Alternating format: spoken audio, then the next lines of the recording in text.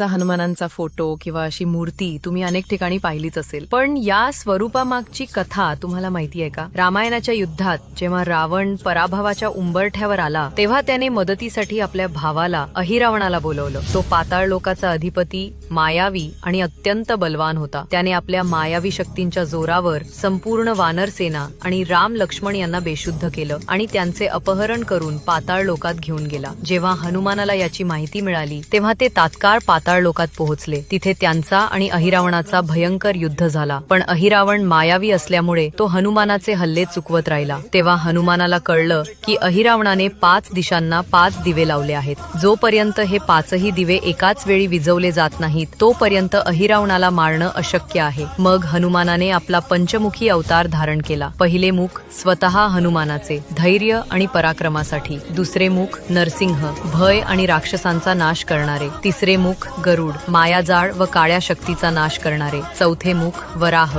संरक्षण आणि स्थैर्य देणारे. 5वे मुख हयग्रीव, ज्ञान आणि बुद्धीसाठी. या पंचमुखी स्वरूपाने हनुमानाने 5ही दिशांचे दिवे एकाच वेळी विझवले आणि अहिरावणाचा वध केला. त्यामुळे श्रीराम आणि लक्ष्मणांची सुटका झाली. पंचमुखी हनुमान आपल्याला शिकवतात की आयुष्यात कितीही अडचणी आल्या तरी धैर्य गमावू नका. प्रयत्नांना शक्ती द्या, योग्य निर्णयांसाठी बुद्धी वापरा, ज्ञान मिळवत राहा आणि नेहमी सकारात्मक राहा, कारण हीच ती